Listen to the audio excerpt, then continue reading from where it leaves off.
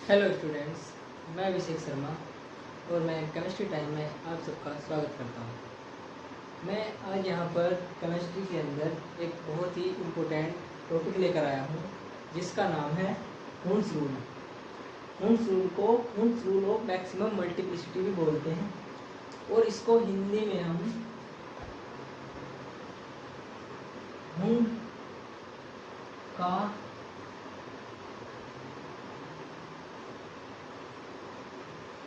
अधिकतम गुणन का नियम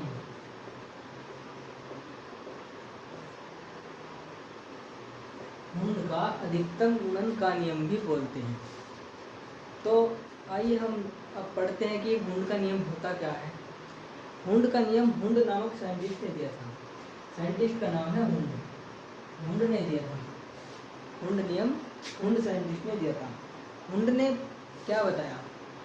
हुंड ने बताया कि जो ऑर्बिटल में हम इलेक्ट्रॉन्स भरते हैं उसका जो अरेंजमेंट है, इलेक्ट्रॉन भरने का जो अरेंजमेंट है उसके बारे में हुंड ने बताया कि जो इलेक्ट्रॉन हम भरते हैं वो उसका अरेंजमेंट कैसे होगा, उसके स्पिन्स कैसे होंगे, एक ऑर्बिटल में कितने इलेक्ट्रॉन भरे जाएंगे, इलेक्ट्रॉन पैरेलल होंगे, एंटी पैरेलल होंगे, ये इस टॉपिक के बारे में ये हुंड ने बताया। तो आइए हम पढ़ते हैं। तो आगे पढ़ते हैं। हुंड ने बताया कि जो इलेक्ट्रॉन भरने का जो अरेंजमेंट है वो दिया हुंड ने। हुंड जो साइंटिस्ट का नाम है यहाँ पर, और हुंड ने जो इलेक्ट्रॉन भरने का जो अरेंजमेंट है वो हुंड ने दिया। और हुंड ने बताया कि जो इलेक्ट्रॉन्स हैं सबसे स्टेबल अरेंजमेंट ऑर्बिटल्स के अंदर वो होगा, जैसे स्टेबल अरेंजमेंट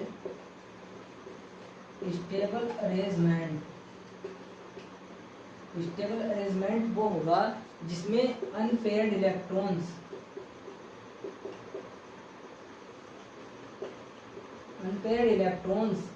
का नंबर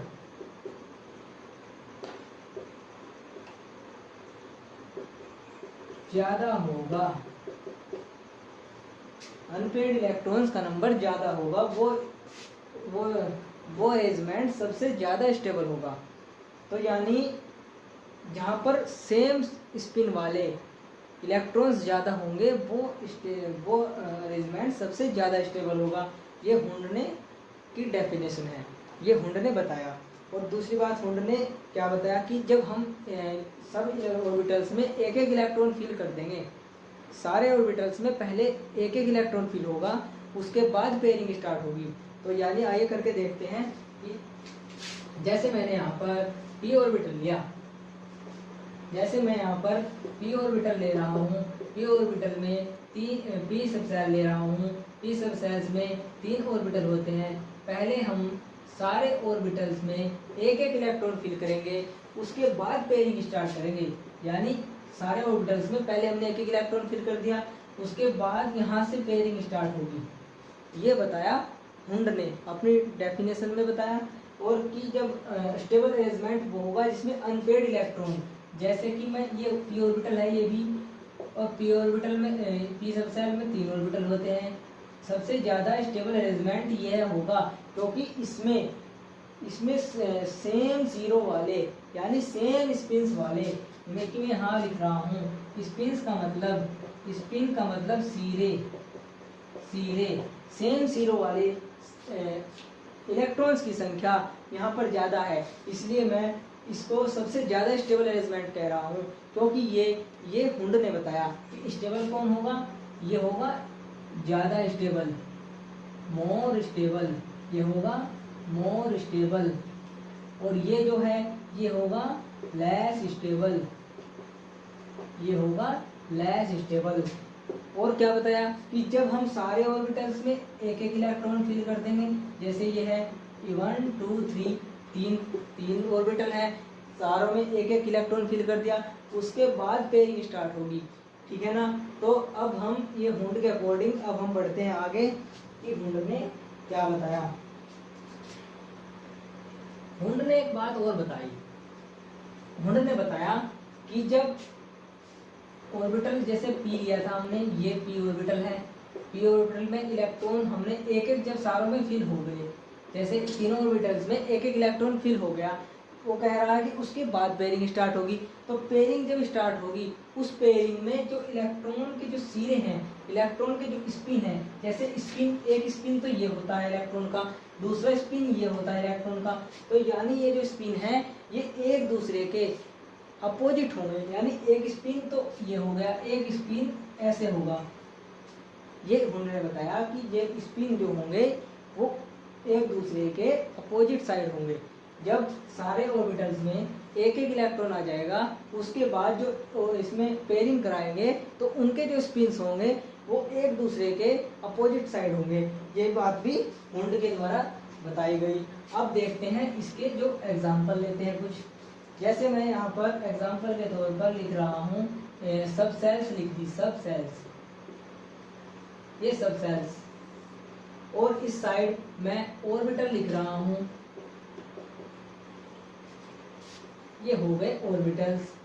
सब सेल जैसे एस सब सेल, पी सब सेल, डी सब सेल, एफ सब सेल। इस सब सेल्स में कितने ऑर्बिटल? एक ऑर्बिटल। इस पी सब सेल्स में कितने ऑर्बिटल? तीन ऑर्बिटल। इस डी सब सेल्स में कितने ऑर्बिटल?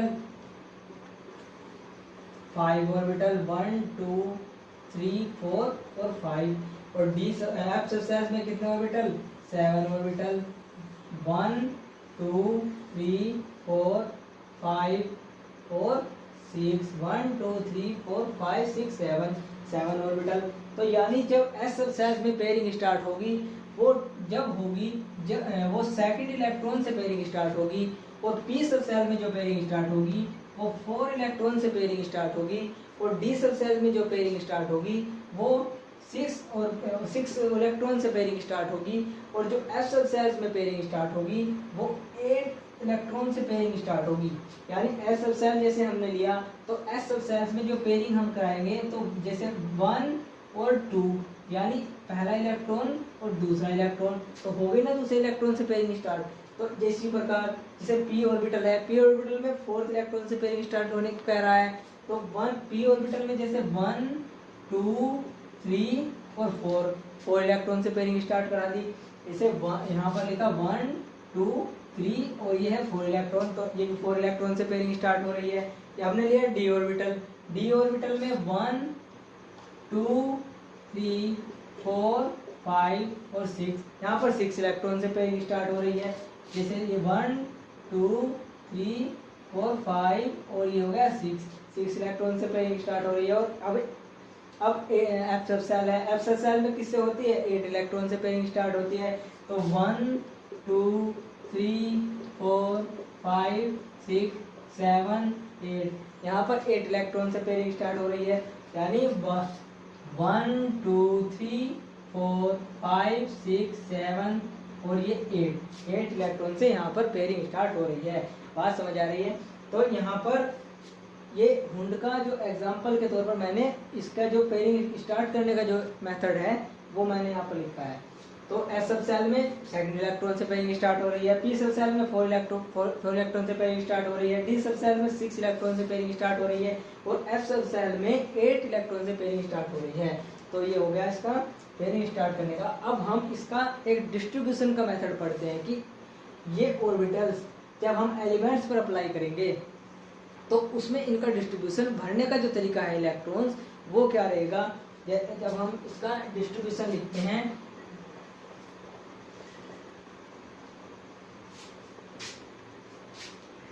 कि ऑर्बिटल्स में इलेक्ट्रॉन भरने का जो डिस्ट्रीब्यूशन रहेगा वो क्या रहेगा।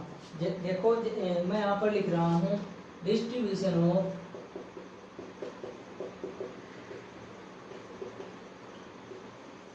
यहाँ पर मैंने लिखा distribution of electrons in orbital. Distribution यानी इलेक्ट्रॉन्स का ऑर्बिटल्स में भरे जाने का तरीका, यानी किस प्रकार से डिस्ट्रीब्यूट होंगे, वो किस प्रकार से विभाजित होंगे इलेक्ट्रॉन, और कौन से सब सेल्स में किस टाइप से विभाजित होंगे इलेक्ट्रॉन, वो मैं यहाँ पर लिख रहा हूँ। जैसे मैंने यहाँ पर लिया, जैसे मैं यहाँ पर लिख रहा हूँ एलिमेंट, ये हो गया एलिमेंट। यहाँ पर एलिमेंट लिखते हैं और ये मैं यहाँ पर लिख रहा हूँ इलेक्ट्रॉनिक कॉन्फ़िगरेशन, इलेक्ट्रॉनिक कॉन्फ़िगरेशन। और यहाँ पर मैं लिख रहा हूँ, यहाँ पर मैं लिख रहा हूँ डिस्ट्रीब्यूशन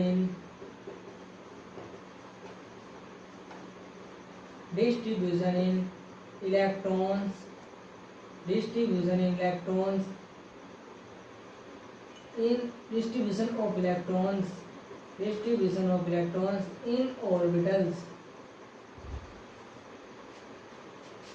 ये मैंने इलेक्ट्रॉन्स का एक टेबल बनाई है। तो टेबल में हम एलिमेंट्स लिखते हैं। पहला एलिमेंट क्या है? हाइड्रोजन। हाइड्रोजन का एटॉमिक नंबर 1 होता है। हाइड्रोजन में जो होते हैं 1s1, एक इलेक्ट्रॉन है ना, तो 1s1, तो s और s सबसे में कितने ऑर्बिटल? 1 ऑर्बिटल।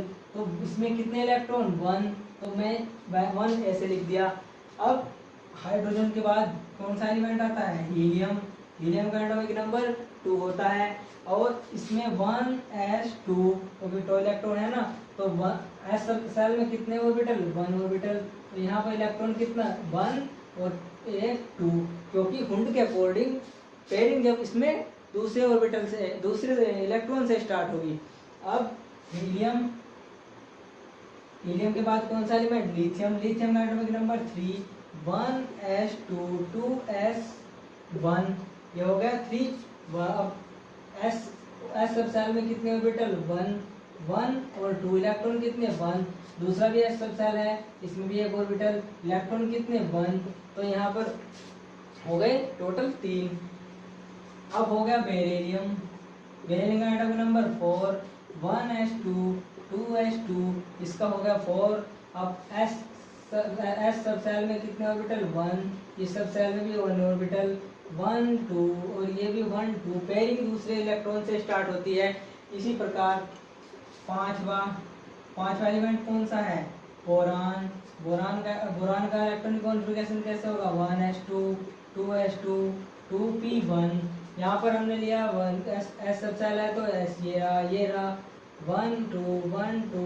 अब इसमें कितने हैं? 3, 1 इलेक्ट्रॉन। अब हो गए टोटल 5। अब लिया 6, किसका है? कार्बन का। कार्बन का 6 है, तो 1s2, 2s2, 2p2, इसमें कितने? और s में एक ऑर्बिटल, p में दूसरे s में भी एक ऑर्बिटल, और p में 3 ऑर्बिटल, 1 2 3, इसमें 3 ऑर्बिटल हो गए, 1 2 1 2 1 और 2। ये कितने हो गए? टोटल 6 इलेक्ट्रॉन हो गए। अब मैं इसको ऊपर लिख देता हूँ।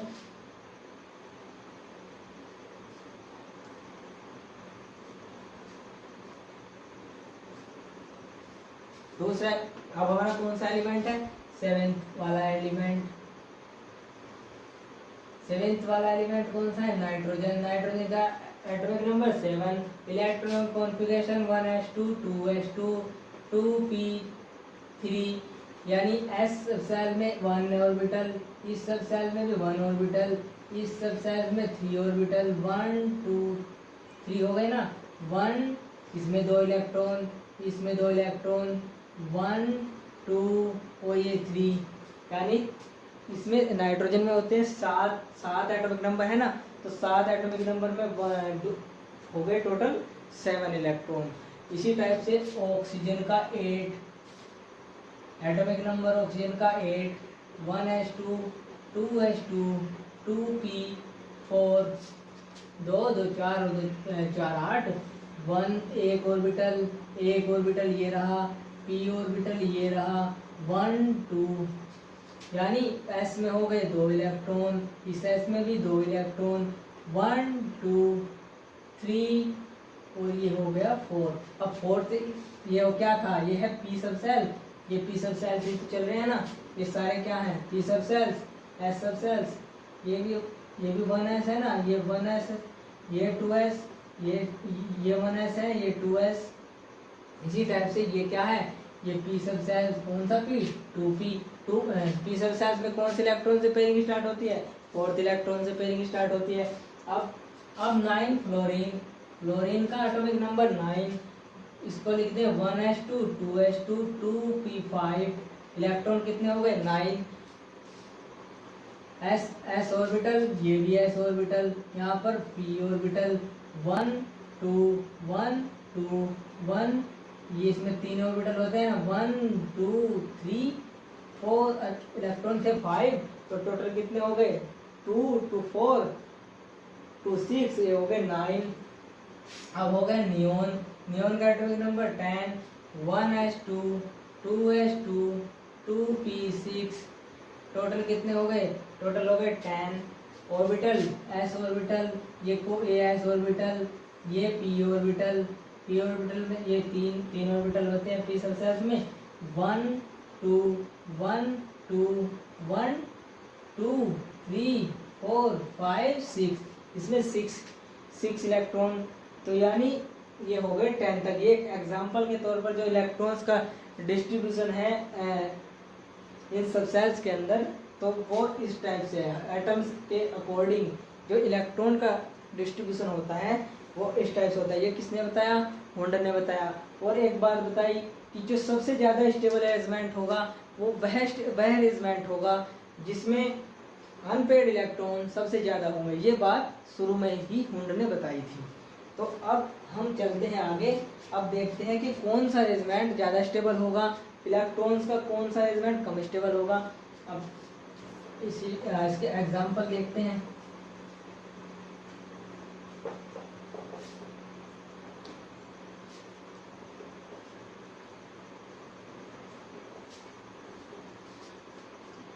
जैसे मैं यहाँ पर मैंने p ऑर्बिटल लिया, मैं अच्छी तरह लिख देता हूँ थोड़ा। p ऑर्बिटल, मैं यहाँ पर ये p ऑर्बिटल ले रहा हूँ, ये हो गया p ऑर्बिटल, ये p सबसेल्स हो गया। इसमें 3 ऑर्बिटल होते हैं। ये भी मैं यहाँ पर एक p सबसेल्स ले रहा हूँ, p सबसेल्स के 3 ऑर्बिटल मैंने यहाँ पर लिए, और एक मैं यहाँ पर और p सबसेल्स के 3 ऑर्बिटल ले रहा हूँ, ये भी p सबसेल्स के 3 ऑर्बिटल हो गए। तो p सबसेल्स के 3 ऑर्बिटल हो गए। अब इसमें हम इलेक्ट्रॉन्स भरेंगे और देखेंगे कौन सा अरेंजमेंट हुंड के अकॉर्डिंग है। तो जैसे मैंने यहाँ पर ये इलेक्ट्रॉन भर दिए एक टाइप से, ठीक है ना, और दूसरी टाइप से मैं इलेक्ट्रॉन ये भर रहा हूँ, ये भर दिए, और तीसरी टाइप से मैंने इलेक्ट्रॉन 1 2 3 ये भर दिए। तो ये किसे क्या कह रहा हूँ मैं, ये A हो गया, ये B और ये C हो गया।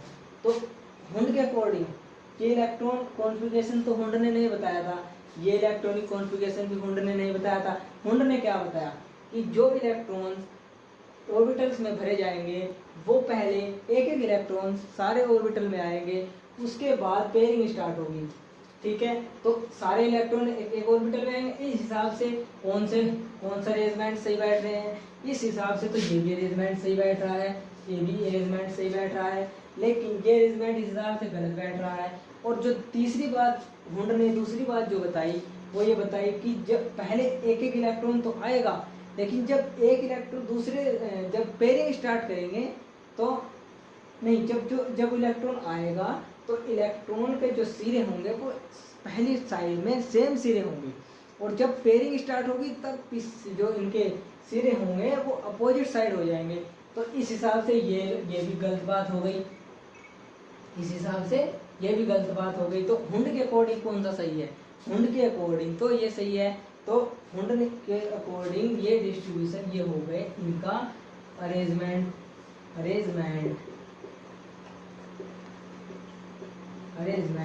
ये हो गया अरेंजमेंट, इलेक्ट्रॉनिक अरेंजमेंट, ये हो गया इलेक्ट्रॉनिक अरेंजमेंट। तो हुंड के अकॉर्डिंग ये दोनों की बात गलत है, और सी वाला जो अरेंजमेंट है वो बिल्कुल सही है।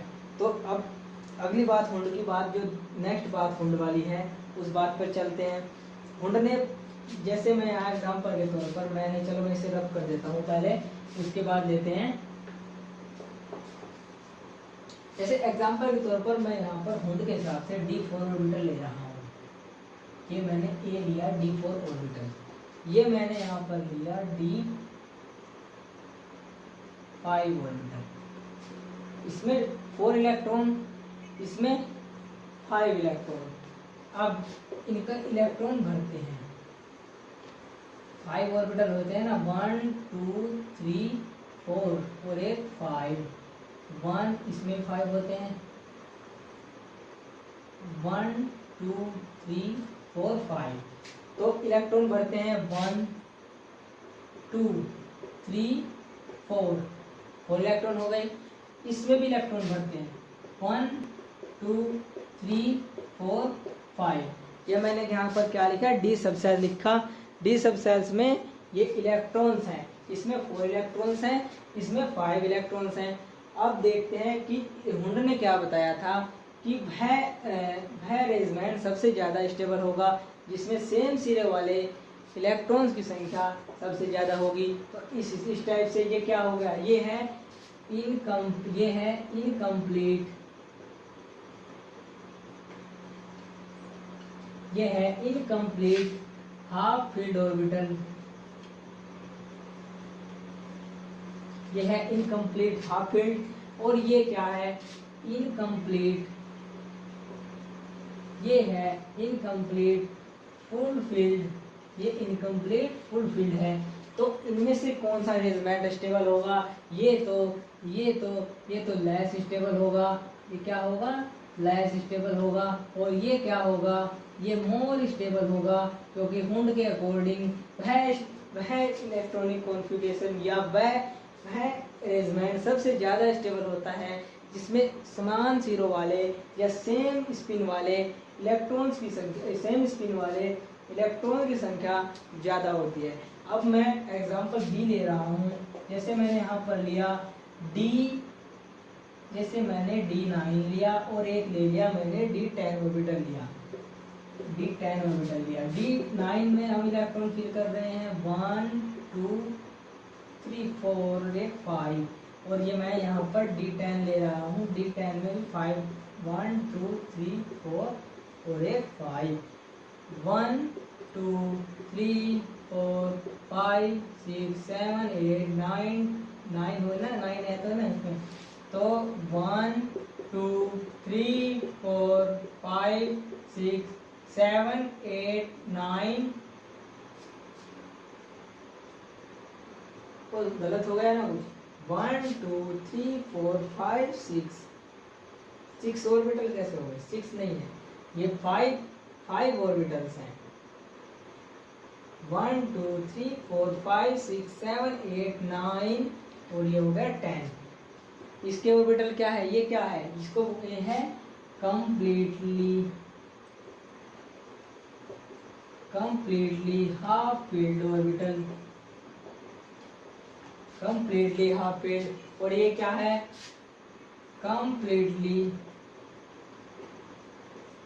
Completely full field.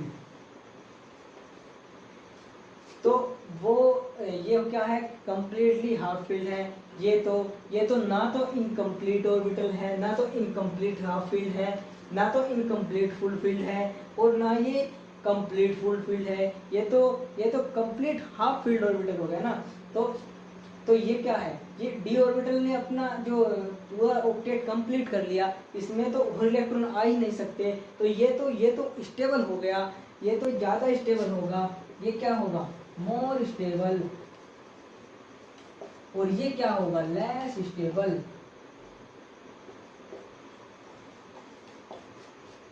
तो या तो ये वाला स्टेबल होगा और या ये वाला स्टेबल होगा, ये वाला और ये वाला तो स्टेबल हो ही नहीं सकते, क्योंकि ये जो है इसमें 5 इलेक्ट्रॉन अनपेड आ सकते हैं और इसमें 4 ही आए हैं। तो या तो जो ज़्यादा अनपेड इलेक्ट्रॉन वाला होगा वो स्टेबल होगा, और या जो कम्प्लीटली फुल फील्ड ऑर्बिटल होंगे वो स्टेबल होगा।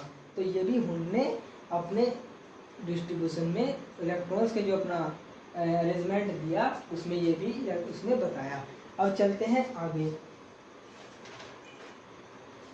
अब जो इसने कुछ फॉर्मूलाज दिए, फॉर्मूलाज नहीं सॉरी, इसने दिए कुछ लॉज दिए अपने इलेक्ट्रॉनिक कॉन्फ़िगरेशन को बताने के लिए, कुछ लॉ दिए अपने इलेक्ट्रॉन भरने के अरेंजमेंट के, कुछ लॉज दिए। उस लॉ को मैं अब यहाँ पर डिफाइन कर रहा हूँ। क्या मैं हिंदी में कह दूँ कि उसने कुछ नियम दिए कि इलेक्ट्रॉन्स को अरेंजमेंट किस टाइप से भरते हैं ऑर्बिटल्स के अंदर। तो वो अब मैं कुछ लॉ यहाँ पर लिख रहा हूँ, उनको उसके बाद आपको थोड़ा एक्सप्लेन करता हूँ कि वो लॉ क्या है। देखते हैं उन लॉ को।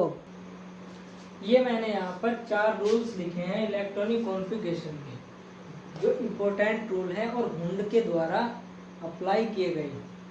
पहला लॉ जो है वो ये है कि जो लोअर एनर्जी वाले ऑर्बिटल्स हैं हायर एनर्जी वाले सब सेल से पहले भरे जाते हैं, यानी जिनकी एनर्जी कम होगी वो ऑर्बिटल पहले भरे जाएंगे और जिनकी एनर्जी ज़्यादा होगी वो ऑर्बिटल बाद में भरे जाएंगे। जैसा कि ऑर्बिटल्स यानी इनके बारे में, सब सेल्स के बारे में तो आप बाबू ने बताया था, और इसके बारे में ये हुंड ने बताया कि जिनकी एनर्जी सबसे कम होगी वो ऑर्बिटल, वो सब सेल्स जिनकी एनर्जी सबसे कम होगी वो सब सेल्स पहले भरे जाएंगे और जिनकी एनर्जी ज़्यादा होगी वो सब सेल्स बाद में भरे जाएंगे। यानी हायर एनर्जी वाले सब सेल्स बाद में भरे जाते हैं, हायर एनर्जी वाले सब सेल्स से पहले लोअर एनर्जी वाले सब सेल्स भरे जाते हैं। ये तो हो गया फर्स्ट लॉ। अब सेकंड लॉ क्या है? किसी ऑर्बिटल में 2 से ज़्यादा इलेक्ट्रॉन नहीं भरे जा सकते। ये मैंने आपको भी बताया कि जैसे ये ऑर्बिटल है, ये एस ऑर्बिटल है, ये एस ऑर्बिटल लिखा मैंने, एस ऑर्बिटल में 1 इलेक्ट्रॉन तो ये भर दिया और 1 इलेक्ट्रॉन ये भर दिया। अब इसमें तो और जगह ही नहीं है, इससे ज़्यादा तो इसमें इलेक्ट्रॉन आ ही नहीं सकते।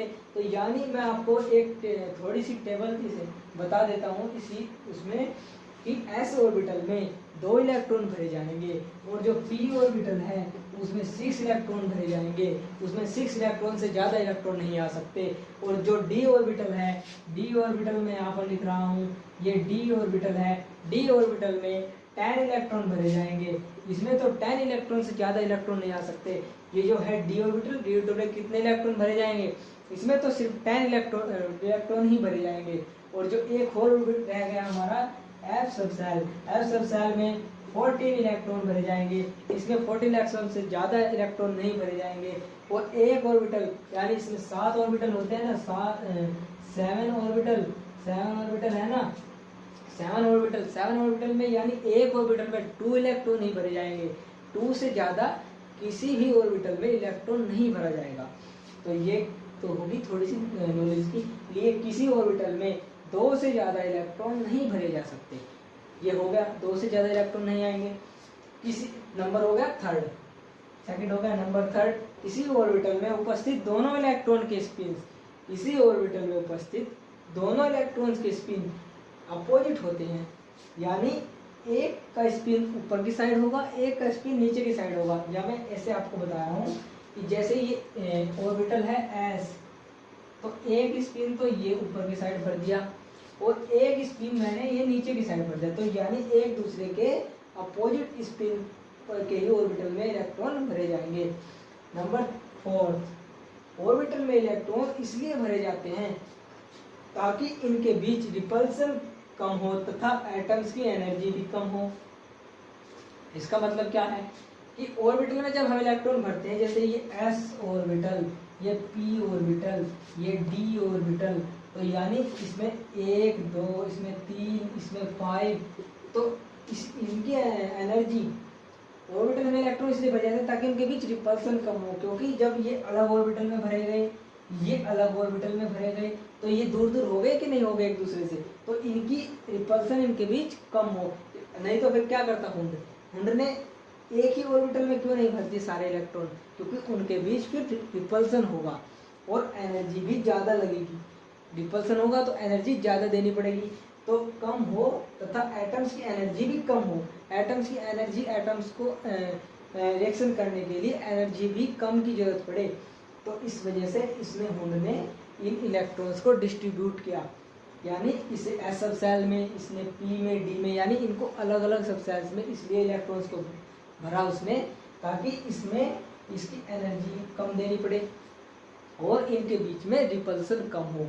क्योंकि जब जो चीज़ पास पास होती है उसके बीच रिपल्सन ज़्यादा होता है और जब चीज़ दूर दूर होती है उसके बीच रिपल्सन कम होता है। तो ये था हमारा हुंड का नियम। तो हुंड का नियम हो गया कंप्लीट, ये हुंड का नियम कंप्लीट हो गया। अब ये था हमारा हुंड का नियम। अब मिलते हैं नेक्स्ट वीडियो में। तो प्लीज़ इस चैनल केमिस्ट्री टाइम को आप प्लीज़ सब्सक्राइब कीजिएगा और शेयर कमेंट भी ज़रूर कीजिएगा। Thank you very much.